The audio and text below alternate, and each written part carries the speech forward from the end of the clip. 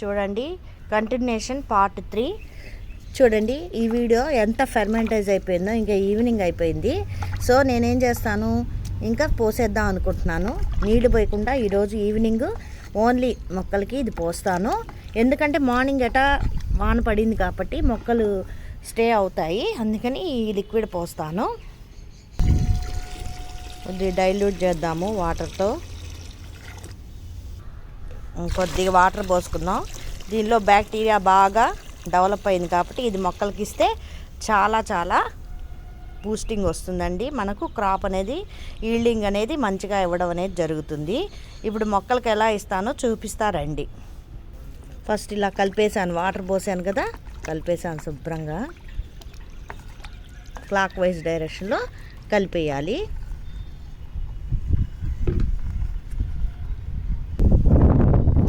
చూడండి, ఇలా తీసుకున్నాను కదా, ఇలా తీసుకున్నాను.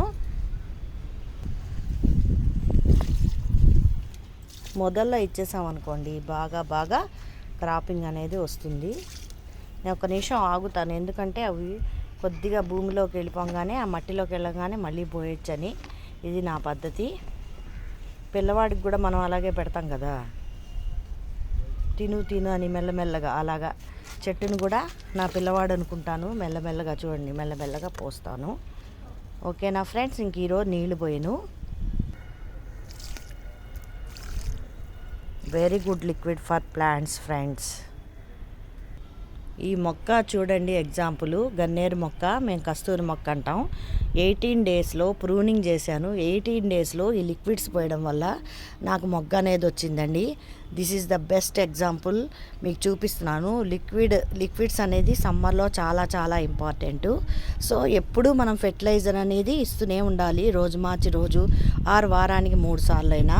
ఓకేనా friends, please like, share and subscribe my channel friends. Thank you friends. Please like, share and subscribe my channel friends. Again I am asking you. Thank you friends. This is the best example అండి. 18 డేస్లో నాకు మొగ్గ అనేది వచ్చింది. మళ్ళీ చెప్తున్నా. Okay friends, thank you.